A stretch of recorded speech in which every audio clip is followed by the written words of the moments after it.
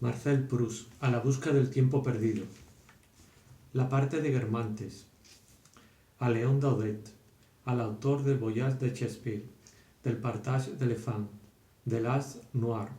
de Fantômes et Vivants, del Monde des Images, de tantas obras maestras, al incomparable amigo, en señal de gratitud y admiración, Marcel Proust. El piar matinal de los pájaros le parecía insípido a François. Cada palabra de las criadas la hacía sobresaltarse. Molestada por todos sus pasos, se interrogaba sobre ellos. Es que nos habíamos mudado de casa. No es que en el sexto de nuestra antigua morada los criados se moviesen menos, pero los conocía. Había hecho de sus idas y venidas cosas amistosas. Ahora hasta al silencio le prestaba una atención dolorosa. Y como nuestro nuevo barrio parecía tan tranquilo como ruidoso era el boulevard al que habíamos dado hasta entonces, la canción, nítida incluso desde lejos cuando es débil como un motivo de orquesta de un hombre que pasaba, hacía venir las lágrimas a los ojos de François desterrada. Por eso, si me había burlado de ella, desolada por haber tenido que dejar un inmueble donde éramos tan apreciados por todos, y en el que había hecho sus maletas llorando, según el ritual de Combray, y proclamando la superioridad sobre todas las casas posibles de la que había sido la nuestra, a cambio, yo, que asimilaba tan difícilmente las cosas nuevas como abandonaba fácilmente las antiguas, me acerqué a nuestra vieja criada cuando vi que la instalación en una casa en la que no había recibido del portero, que aún no nos conocía, las muestras de consideración necesaria para su buena nutrición moral, la había sumido en un estado cercano a la postración. Solo ella podía comprenderme. No sería desde luego su joven ayudante quien lo hubiese hecho. Para él, como era ajeno al ambiente de Combray, mudarse, ir a vivir a otro barrio, era como tomarse unas vacaciones en las que la novedad de las cosas diese el mismo reposo que produce el viaje.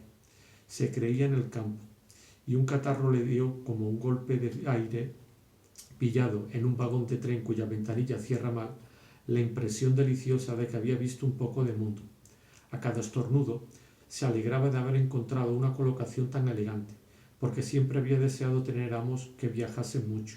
Por eso, sin pensar en él, me fui derecho a François.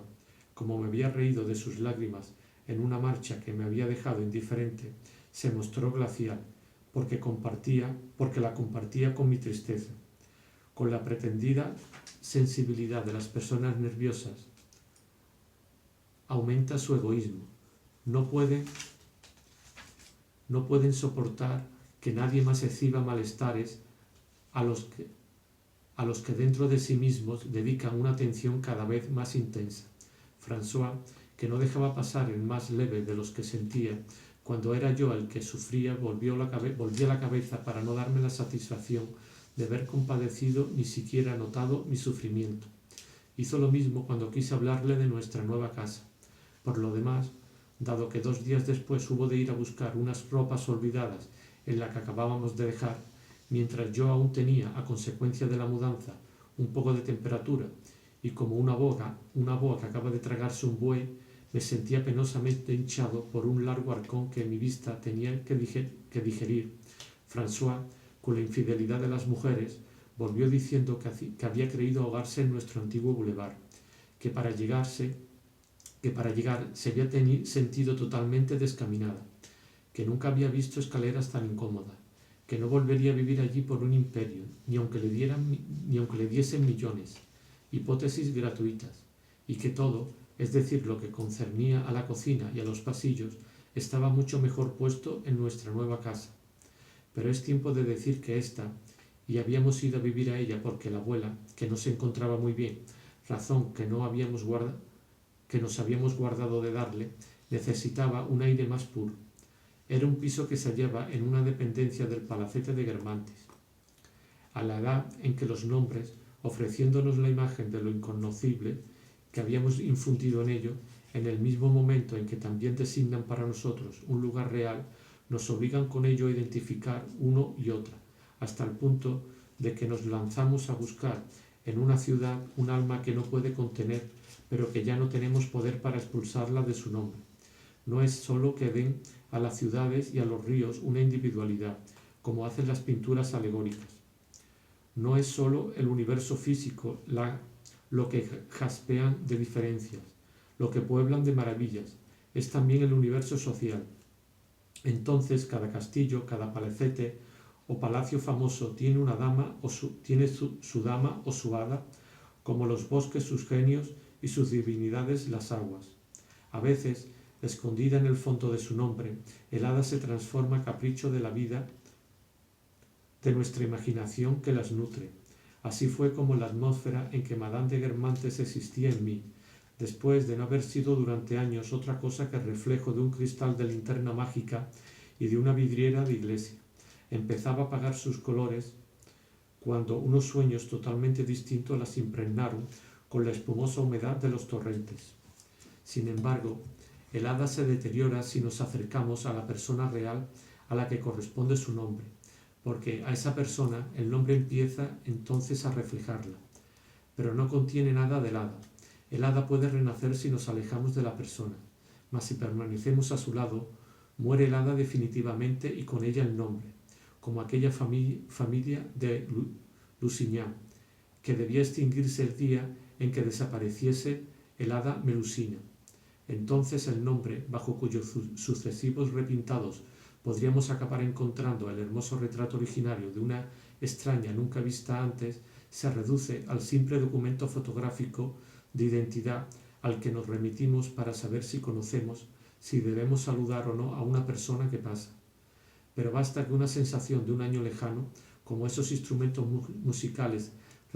registradores que conservan la sonoridad y el estilo de los diversos artistas que los tocaron, permita a nuestra memoria hacernos oír ese nombre con el timbre particular que entonces tenía para nuestro oído, y ese nombre sin cambio alguno en apariencia, para que advirtamos la distancia que separa uno del otro, los sueños que, en tiempos sucesivos, significaron para nosotros sus sílabas idénticas. Por un instante, del gorgojeo nuevamente oído que tenía en tal remota primavera, podemos extraer como de los tubitos utilizados para pintar el matiz exacto, olvidado, misterioso y fresco de los días que habíamos querido recordar cuando, como los malos pintores, dábamos a todo nuestro pasado extendido sobre un mismo lienzo los tonos convencionales y todos iguales de la memoria voluntaria.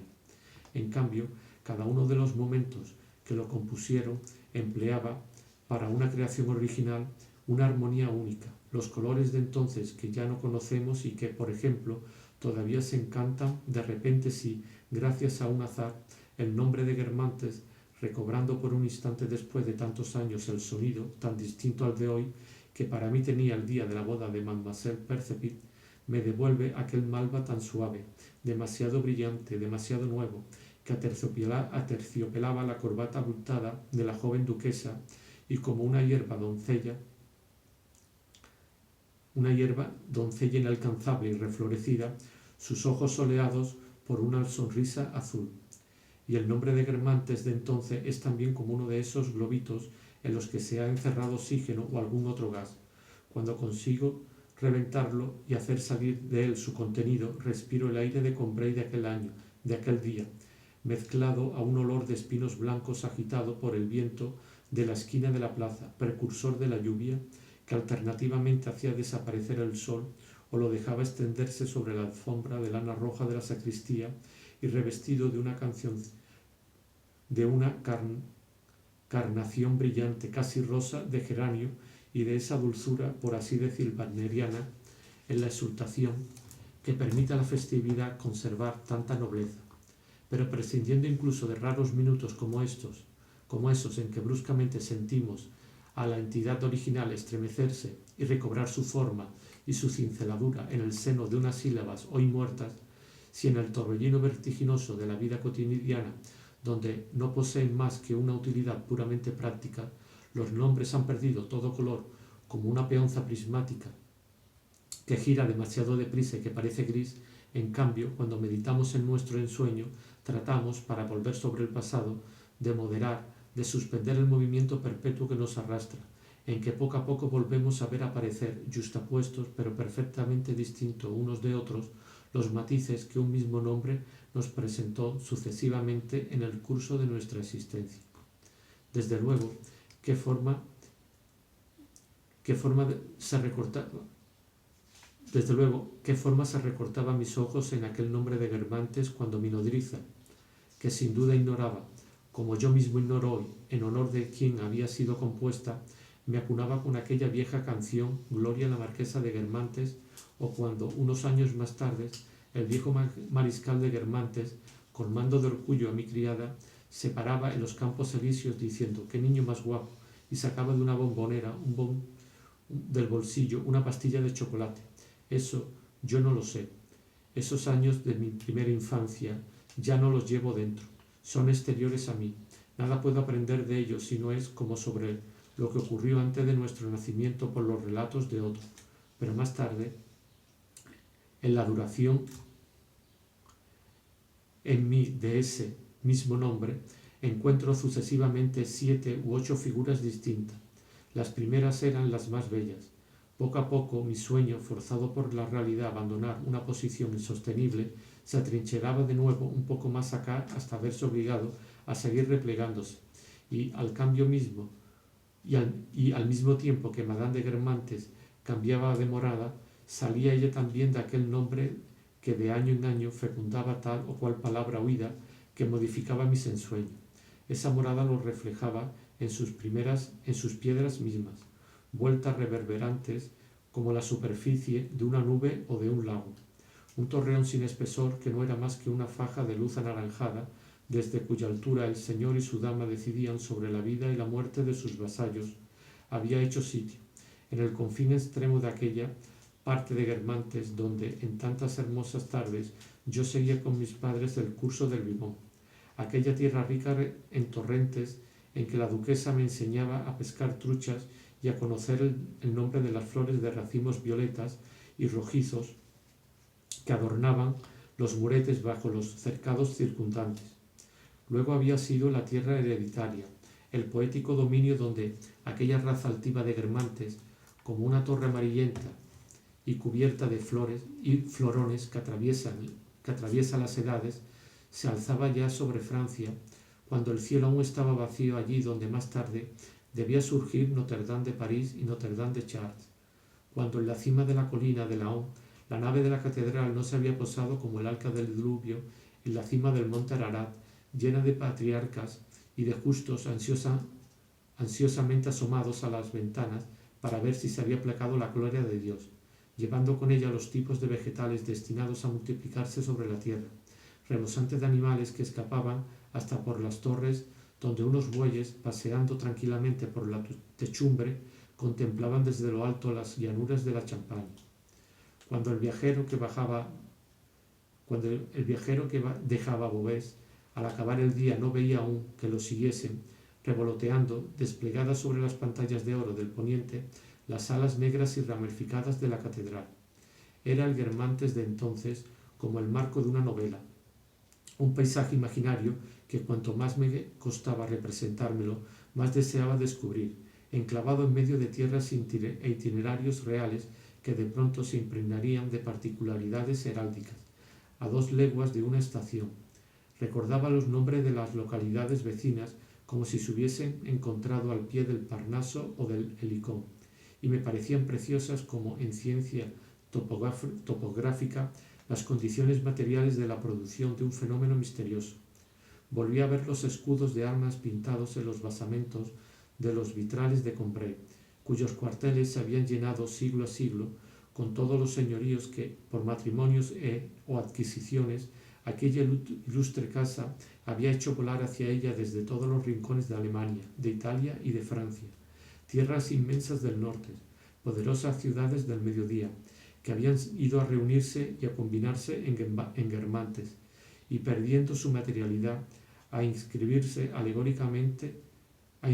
alegóricamente su torreón de sínople o su castillo de plata en su campo de azur. Yo había oído hablar de los célebres tapices de Guermantes y los veía, medievales y azules, un tanto gruesos, destacarse como una nube sobre el nombre color amaranto y legendario, al pie del antiguo bosque donde cazó tantas veces Childeberto, y aquella misteriosa profundidad de las tierras, aquella lejanía de los siglos, me parecía que, como en un viaje, me adentraría en sus secretos con solo acercar un instante a París a Madame de Guermantes, soberana del lugar y dama del lago, como si su rostro y sus palabras hubieran debido poseer necesariamente el encanto local de las arboledas y de las riberas, y las mismas particularidades seculares que el viejo protocolo de sus archivos. Pero en esa época había conocido a Saint-Loup. Por él había sabido que el apellido solo se llamaba Guermantes desde el siglo XVII, en que su familia lo había adquirido. Hasta entonces, éste había residido en la vecindad, y su título no procedía de aquella región. El pueblo de Guermantes había recibido su nombre del castillo junto al que fue construido, y para que no destruyese las perspectivas, una servidumbre que seguía en vigor regulaba el trazado de las calles y limitaba la altura de las casas. En cuanto a los tapices, eran de Boucher, comprados en el siglo XIX por un Guermantes apasionado por el arte, y colgaban al lado de mediocres cuadros de cazas pintados por él mismo en un horroroso tapizado de Andrinópolis y de peluche.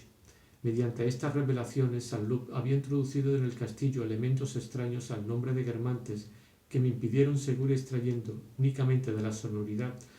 de las sílabas la mampostería de las construcciones. Entonces, en el fondo de aquel nombre se había borrado el castillo reflejado en su lago, y lo que en torno a Madame de Guermantes se me había parecido como su morada había sido su palacete de París, el palacete de Guermantes, límpido como su nombre, porque ningún elemento material y opaco venía a interrumpir y cegar su transparencia. Así como la iglesia no significa solamente el templo, sino también la comunidad de fieles, aquel palacete de Guermantes comprendía a todos aquellos que compartían la vida de la duquesa, pero aquellos íntimos que yo nunca había visto no eran para mí más que nombres célebres o poéticos, y desde el momento en que solo conocía personas que tampoco eran otra cosa que nombres, no hacían sino incrementar y proteger el misterio de la duquesa, extendiendo a su alrededor un vasto halo que, a lo sumo, iba degradándose. En las fiestas que ella daba, como para los invitados, no imaginaba yo ningún cuerpo, ningún bigote, ninguna bonita, ni frase pronunciada que fuese, no digo vulgar, sino ni siquiera original en un sentido humano y racional, aquel torbellino de nombres, introduciendo menos materia de lo que hubiera hecho una cena de fantasma o un baile de espectro en torno a aquella estatuilla de porcelana de Sajonia que era Madame de Guermantes, conservaba una transparencia de vitrina en su palacete de vidrio.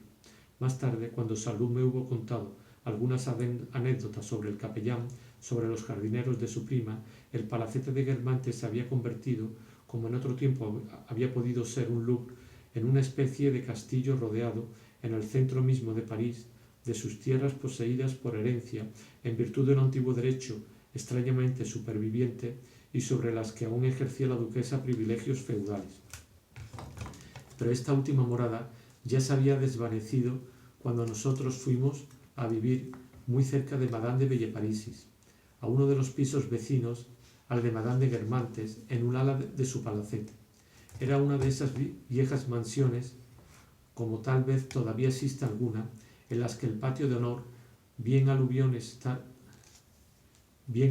traídos por la marea ascendente de la democracia, bien legado de tiempos más remotos en los que los diversos oficios se agrupaban en torno al señor, solía tener en sus lados trastiendas, talleres, algún tenderete incluso de zapatero o de sastre, como los que se ven adosados a los flancos de las catedrales que la estética de los ingenieros no ha despejado,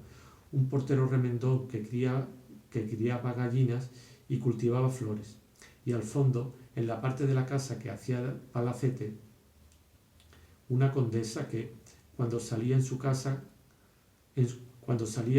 su vieja calesa de 2 caballos, mostrando sobre su sombrero algunas capuchinas que parecían escapadas del jardincillo de la portería,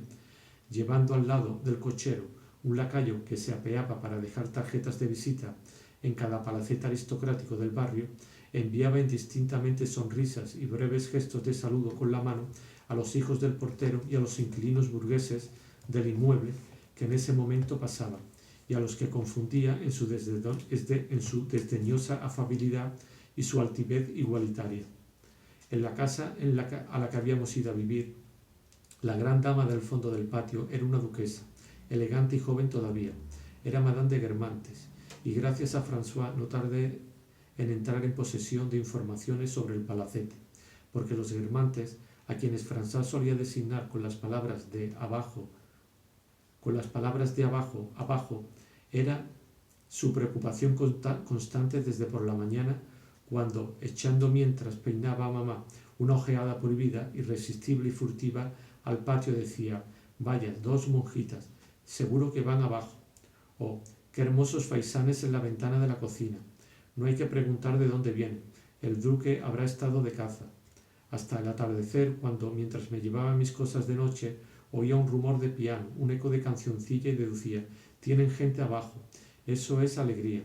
En su rostro regular, bajo sus cabellos ahora blancos, una sonrisa de juventud animada y decente ponía entonces en su sitio por un instante cada uno de sus rasgos, los armonizaba en un orden afectado y sutil, como para una contradanza. Pero el momento de la vida de los Guermantes que mayor viveza suscitaba en el interés de François, el que le daba más satisfacción y también le hacía más daño, era precisamente aquel en que, al abrirse 2 hojas de la puerta cochera, la duquesa subía a su calesa. Solía ocurrir poco después de que nuestros criados hubiesen acabado de celebrar esa especie de Pascua solemne que nadie debe interrumpir, llamada su almuerzo, y durante la que eran tan tabúes que ni siquiera mi padre se hubiese permitido llamarlos, sabiendo por otra parte que ninguno se habría molestado más que al 5.º campanillazo que al primero, y que haciéndolo habría cometido una inconveniencia sin provecho alguno, mas no sin perjuicio para él, porque François, que desde que era vieja ponía por cualquier cosa lo que se llama cara de circunstancia, no hubiera dejado de ofrecerle durante todo el día un semblante cubierto de pequeñas manchas cuneiformes y rojas que manifestaban exteriormente, aunque de un modo casi indescifrable, el largo memorial de sus quejas y las razones profundas de su desencanto. Las rezongaba por lo demás entre bastidores, como sin que pudiésemos distinguir bien las palabras. Llamaba a eso que creía desesperante para nosotros mortificante, vejante, decir todo el santo día jaculatorias. Acabados los últimos ritos, François, que como en la iglesia primitiva era a la vez el celebrante y uno de los fieles, se servía un último vaso de vino, se soltaba del cuello la servilleta, la doblaba limpiándose de los labios un resto de agua avinada y de café, la pasaba por un aro, daba las gracias con mirada doliente a su joven lacayo, que, dándose de atento, le decía: «Vamos, señora, un poco más de uvas, están exquisitas», e iba inmediatamente a abrir la ventana sobre pretexto de que hacía demasiado calor en aquella miserable cocina, lanzando con habilidad, al mismo tiempo que hacía girar la manilla de la ventana y tomaba el aire, una desinteresada ojeada al fondo del patio. François recogía furtivamente la certeza de que la duquesa aún no estaba arreglada, devoraba durante un momento con sus miradas desdeñosas y apasionadas el coche enganchado, y, una vez concedido por sus ojos ese instante de atención a las cosas de la tierra, los elevaba al cielo cuya pureza había adivinado de antemano al sentir la dulzura del aire y el calor del sol, y miraba en el ángulo del techo el sitio donde, todas las primaveras, venía a hacer su nido, justo encima de la chimenea de mi cuarto, unos pichones parecidos a los que zureaban en su cocina en Combray. «Ah, Combray», exclamaba, y el tono casi cantado en que declamaba esa invocación hubiese podido hacer sospechar en François, tanto como la arlesiana pureza de su rostro, un origen meridional, y que la patria perdida que lloraba no era más que una patria adoptiva, mas quizás se hubiese engañado, porque no hay provincia al parecer que no tenga su mediodía, y cuántos saboyanos y bretones nos encontramos que tienen todas las dulces transposiciones de largas y breves que caracterizan al meridional. «Ah, Combray, ¿cuándo te volveré a ver, pobre tierra? ¿Cuándo podré pasar todo el santo día bajo tus espinos blancos y nuestras pobres lilas escuchando los pinzones y al vivón, que hace algo así como el murmullo de alguien que cuchichease, en lugar de oír esta miserable campanilla de nuestro señorito, que nunca está media hora sin hacerme correr por este maldito pasillo, y encima le parece que me doy bastante prisa. Tendría una que haberle oído antes de que haya llamado, y si te retrasas un minuto le entran unas cóleras espantosas. ¡Ay, pobre Combray! Quizá no te vea hasta después de muerto, cuando me arrojen como una piedra en el agujero de la tumba. Entonces no volveré a oler tus bellos espinos todos blancos. Pero en el sueño de la muerte creo que seguiré oyendo esos 3 campanillazos que ya me habrán condenado en vida. Pero la interrumpían los gritos del chalequero del patio, el mismo que tanto había agradado a la abuela tiempo atrás, el día en que había ido a ver a Madame de Villeparisis y que ocupaba un rango no menos elevado en la simpatía de François. Oyendo que se abría nuestra ventana, había levantado la cabeza y desde hacía un rato trataba de llamar la atención de su vecina para darle los buenos días. La coquetería de la muchacha que había sido François afinaba entonces, en beneficio de Monsieur Dupin, el rostro enojado de nuestra vieja cocinera, entorpecida por la edad, el mal humor y por el calor del fagot, y con una encantadora mezcla de reserva, de familiaridad y de pudor, dirigía al chalequero un saludo lleno de gracia, pero sin responderle con la voz porque, aunque infringía las recomendaciones de mamá mirando al patio, no se hubiese atrevido a desafiarlas hasta el punto de hablar por la ventana, cosa que, según François, tenía el don de valerle, de parte de la señora, todo un capítulo. Le indicaba la calesa enganchada como diciendo, bonitos caballos, pero murmurando al mismo tiempo, vaya vieja chocha, y sobre todo por saber que el otro le habría respondido, con la mano delante de la boca para no ser oído aunque hablase a media voz, también ustedes podrían tenerla si quisieran, y aún más que ellos, pero no les gustan esas cosas. Y después de hacer una seña modesta, evasiva y encantada que poco más o menos quería decir, a cada cual su género, aquí estamos por la sencillez. François cerraba la ventana por miedo a que mamá llegase. Ustedes que hubiesen podido tener más caballos que los guermantes, éramos nosotros. Pero Dupin tenía razón al decir ustedes porque, dejando a un lado ciertos placeres de amor propio puramente personales, por ejemplo, el de pretender con una risa burlona e irritante que no estaba catarrada cuando tosía sin parar, y toda la casa tenía miedo a contagiarse de su catarro, semejante a esas plantas que un animal al que están totalmente unidas nutre con alimentos que atrapa, come, digiere por ellas y que le ofrecen en su último y perfectamente asimilable residuo, François vivía con nosotros en simbiosis.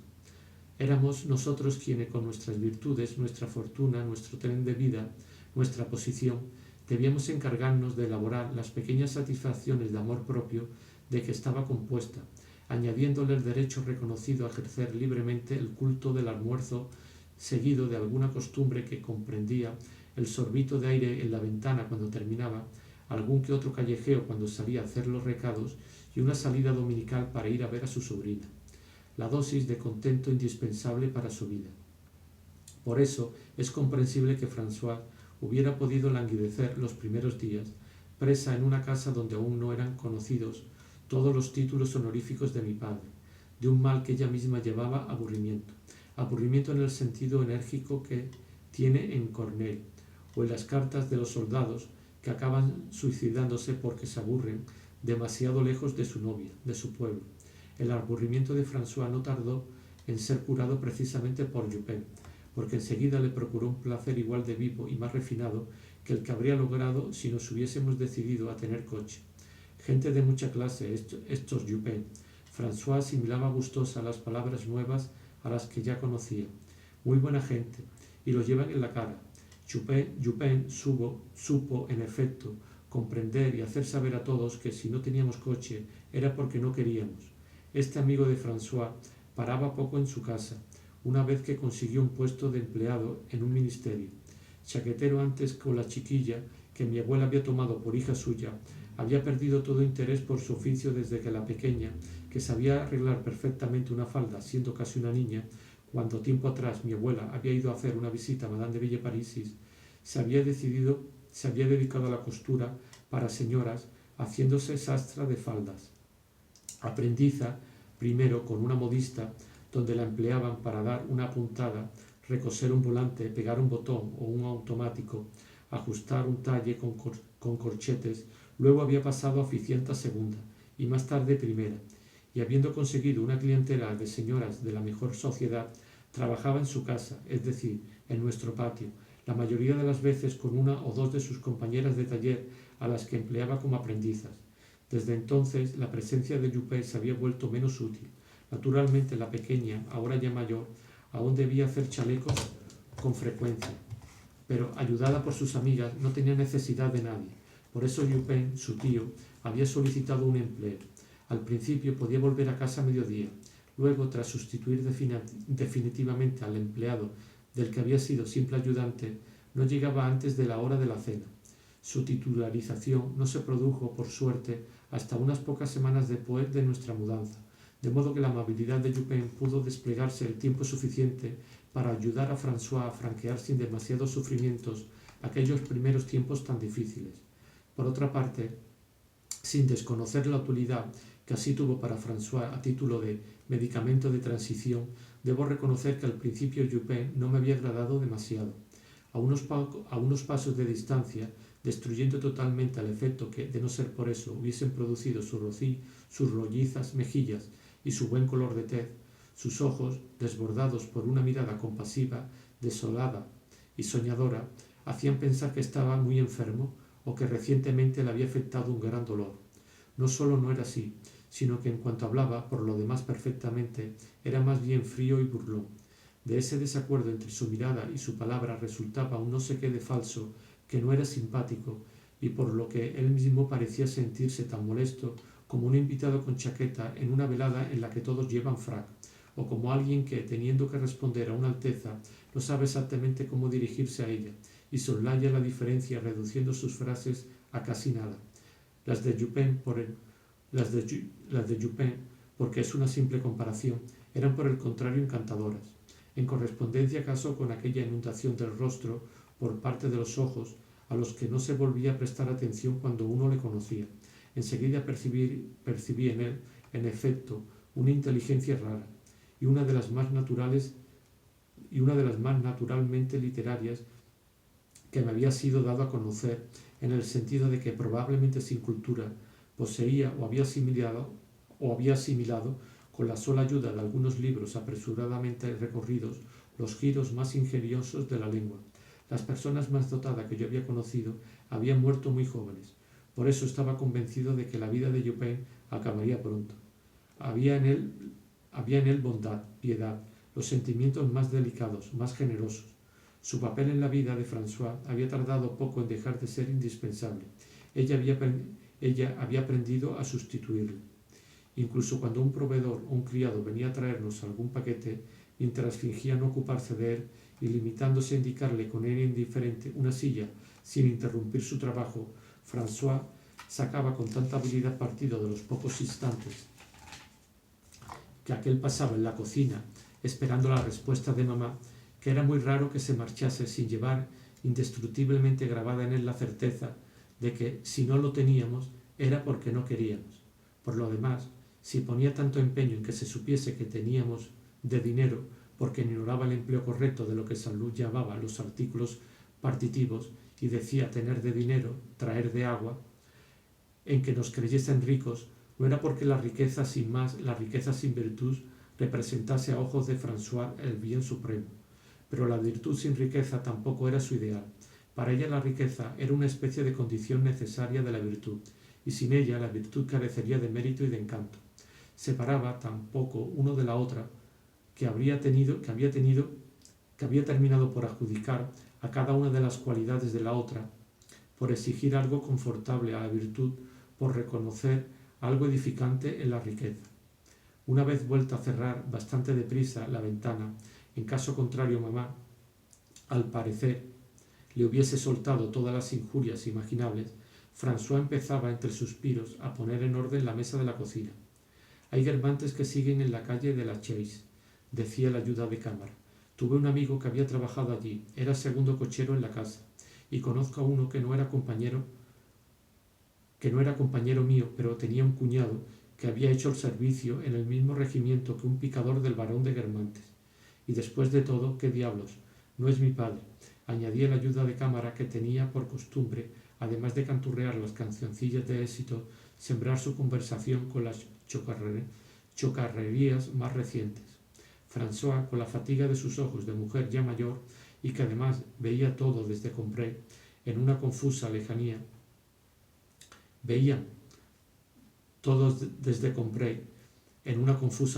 percibió no la chocarrería que había en aquellas palabras, sino el hecho de que debía de haber alguna, porque no guardaban ninguna relación con el resto de la frase, y habían sido lanzadas con fuerza por alguien al que tenían por bromista. Por eso sonrió con aire benévolo y deslumbrado, y como si dijese: este Víctor, siempre el mismo. Por lo demás se sentía feliz, porque sabía que oír ocurrencias de ese género tiene cierto parentesco con esos placeres honestos de sociedad, por los que en todos los ambientes mundanos la gente se apresura a arreglarse y se arriesga a coger frío. Estaba convencida, por último, de que la ayuda de cámara era un amigo para ella, porque no dejaba de denunciarle, muy indignado, las terribles medidas que la República iba a tomar contra el clero. François aún no había comprendido que nuestros adversarios más crueles no son los que nos contradicen y tratan de persuadirnos, sino los que exageran o inventan las noticias que pueden apenarnos, guardándose mucho de darles una apariencia de justificación que disminuya nuestra pena y tal vez nos infunden un mínimo de estima por un partido que, para nuestro completo suplicio, se empeñan en mostrarnos tan atroz como triunfante. La duquesa debe estar emparentada con todo eso, dijo François, retomando la conversación de los guermantes de la calle de la Chaise, como se vuelve a empezar un trozo en el andante. Ya no sé quién le ha dicho que uno de ellos se había casado con una prima del duque. En cualquier caso, es del mismo paréntesis. Qué gran familia los guermantes, añadía con respeto, fundando la grandeza de esa familia en el número de sus miembros al mismo tiempo que en el esplendor de su gloria, como Pascal la verdad de la religión sobre la razón y la autoridad de las escrituras, porque como sólo disponía de esa palabra de grande para ambas cosas, le parecía que no formaban más que una, representando así su vocabulario en ciertas partes como ciertas piedras, un defecto que proyectaba oscuridad hasta el pensamiento de François. Me pregunto si no serían esotros los que tienen el castillo en Guermantes, a 10 leguas de Combray. Entonces también deben de ser parientes de aquella prima de Argel. Mucho tiempo nos preguntamos, mi madre y yo, quién podía ser esa prima de Argel, pero al fin nos dimos cuenta de que François entendía por el nombre de Argel la ciudad de Angers. Lo que está lejos puede sernos más conocido que lo que está cerca. François, que conocía el nombre de Argel por unos horribles dátiles que recibía el día de Año Nuevo, ignoraba el de Angers. Su lenguaje, como la lengua francesa misma, y sobre todo su toponimia, estaba sembrado de errores. Quería yo hablar de ello con su mayordomo. ¿Cómo le dicen? Se interrumpió a sí misma, como si se plantease una cuestión de protocolo, y se contestó a sí misma: ah, sí, le dicen Antoine, como si Antoine hubiese sido un título. Él habría podido decírmelo, pero es un verdadero señor, un gran pedante. Se diría que le han cortado la lengua, que se le olvidó aprender a hablar. Ni siquiera te da respuesta cuando se le habla, añadía François, que decía: da respuesta como Madame de Chavigny. Pero añadió sin ninguna sinceridad desde el momento en que sé lo que se cuece en mi olla. No me ocupo de los demás. En cualquier caso, todo eso no es católico, y además tampoco es un hombre corajudo. Esta apreciación había podido hacer